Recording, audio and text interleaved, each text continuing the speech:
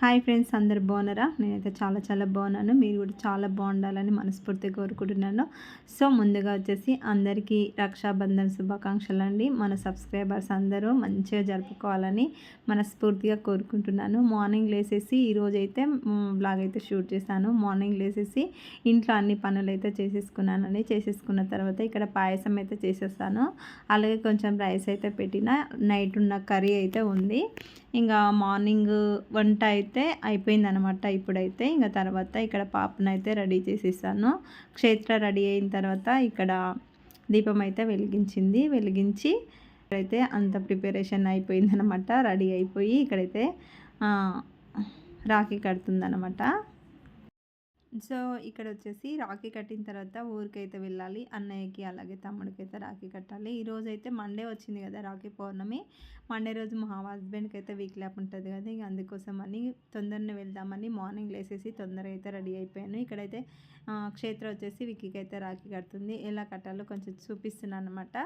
అది ముడి వేయడం కొంచెం రాదు కదా, ఇంక అట్లా చెప్తా ఉన్నాను. ఇంక రాఖీ కట్టేసిన తర్వాత ఇక్కడ తనకైతే స్వీట్ పెట్టేస్తుంది. విక్కీకి స్వీట్ తినిపించిన తర్వాత హారతి ఇస్తుందండి. ఇలా చిన్నగా ఉన్నప్పటి నుంచి ఇలా నేర్పిస్తే చూపిస్తే వాళ్ళు చేస్తూ ఉంటారనమాట. పెద్దగా అయిన తర్వాత ఇట వాళ్ళంతలో వాళ్ళు చేసుకోగలుగుతారు. ఇంకా తర్వాత వాళ్ళ అన్నయ్య అయితే ఇక తన చెల్లికైతే కాలు మొక్కుతుండనమాట. మన తెలంగాణ సంప్రదాయం అంటే ఇంకా చెల్లెళ్ళకి ఇట్లా చేసినాక కాలు అయితే మొక్కుతారు కదా. ఇంకా తన కోసం అయితే తను ఒక ఫ్రాక్ గిఫ్ట్గా ఇస్తుండనమాట. ఈ ఫ్రాక్ అయితే తను వేసుకొని చూస్తుందనమాట. ఇచ్చిన తర్వాత ఇక్కడ ఫ్రాక్ అయితే చూడండి ఎలా ఉందో ఫ్రాకు.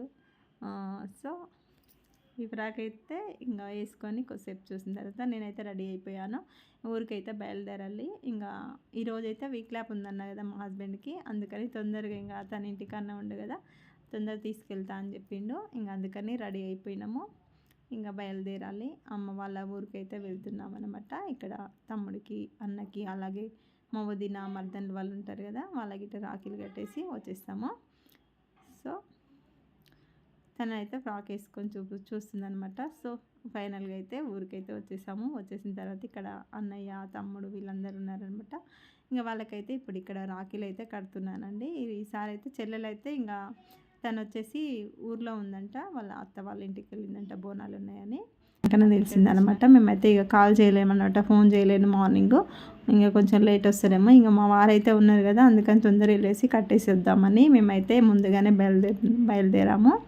మేము వచ్చిన తర్వాత చెప్పారనమాట మా తమ్ముడు వాళ్ళు, ఊర్లో బోనాలు ఉన్నాయంట, అక్కడికి వెళ్ళిరని. ఇంకా వాళ్ళైతే నైట్కి వచ్చేస్తారంట. మేము వచ్చేసి ఇంకా మార్నింగ్ 10:30, 11 అయిందనమాట మేము వచ్చేసరికి. ఇంకా అన్నయ్యకి తమ్ముడికి కట్టిన తర్వాత ఇక్కడ వదిన మర్దలు, ఈ మా తెలంగాణలో అయితే అన్న తమ్ముడికి కాకుండా జంటల్లాగా వదిన మర్దన్లకి వాళ్ళకి రాఖీలు కడతాము. అలాగే నాన్నకి కానీ అమ్మకి పిల్లలకి అందరికీ రాఖీలు అయితే కట్టుకుంటామండి. ఫస్ట్ అయితే అన్న తమ్మునికి వాళ్ళకి కట్టిన తర్వాత ఇక నాన్నకైతే ఇక నాన్న వాళ్ళకి ఏంటంటే ఇంకా అక్క వాళ్ళైతే ఇంక కొంచెం వాళ్ళు దూరం ఉంటారు కదా, రారు కదా, ఇంకా ఏజ్ అయిన వాళ్ళు ఇప్పుడే మనం ఇట్లా కట్టుకుంటాం. కానీ కొన్ని రోజులు అయిన తర్వాత ఇంకా పెద్ద వాళ్ళు అయిపోయినాక వాళ్ళైతే ఇంకా చేత కాదు కదా, రాలేరు కదా. ఇక్కడైతే ఇంకా నాన్న మా వారు అలా కూర్చున్నారు. తనకైతే కడతా అని చెప్పిన, ఇంకా కొద్దిసేపు అయినాక వీళ్ళకైతే తర్వాత కట్టుకుంటా అని చెప్పిండు.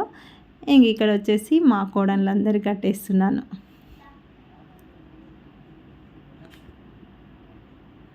సో పిల్లలందరూ ఇంకా మా కోడళ్ళు కదా, వాళ్ళందరికీ కట్టేసిన తర్వాత మళ్ళీ వెళ్దామని ఇంకా ఫాస్ట్గా కట్టేసి వెళ్తున్నాను. ఇంకా వాళ్ళు కూడా మా వదిన మా మర్దలు వాళ్ళు కూడా వెళ్ళి వాళ్ళు కట్టేసి రావాలి కదా. ఇంకా రాఖీ కట్టేసిన తర్వాత అన్నయ్య తమ్ముడు అయితే ఇంకా నావి మా హస్బెండ్వి కాళ్ళైతే వదిన మా మర్దలు కాళ్ళు మొక్కిన తర్వాత ఇక్కడ మా వారు అన్నయ్య అవుతాడు కదా, మా వదినకి మా మర్దలకి.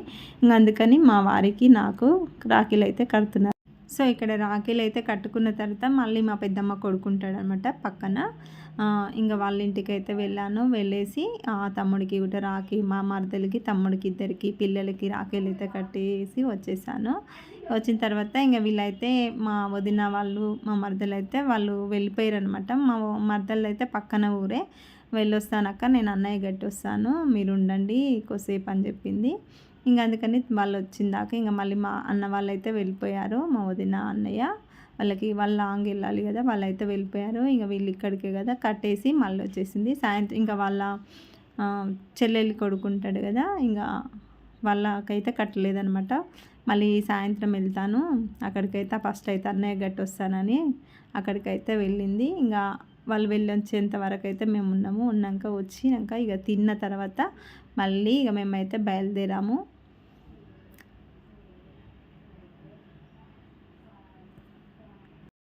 సో ఫ్రెండ్స్, ఇక్కడ వచ్చేసి వదిన అయితే నాకు శారీస్ అయితే పెడుతుందనమాట. రాఖీ కట్టిన కదా, ఇలా రాఖీ కట్టినప్పుడు మా వదిన మా మర్దలు అయితే రాఖీ కట్టినందుకు ఇంకా శారీస్ అయితే పెడుతున్నారు. అలాగే మా చింతమ్మని వాళ్ళ ఇంటికి వెళ్ళానన్నా కదా, అక్కడ గిట ఆ మర్దలు ఒక శారీ అయితే పెట్టిందనమాట. ఇవన్నీ పెట్టుకున్న తర్వాత ఇంక ఇంటికి అయితే బయలుదేరామండి. కొన్ని ఫొటోస్ అయితే యాడ్ చేస్తున్నాను, ఫొటోస్ కొన్ని దిగినామన్నమాట, అవి అయితే యాడ్ చేస్తున్నాను. నా వీడియో కానీ నచ్చినట్లయితే లైక్ చేయండి, షేర్ చేయండి, కామెంట్ చేయండి. మా రక్షాబంధన్ అయితే ఈ విధంగా జరిగిందండి. బాయ్ అండి, ఉంటాను మరి.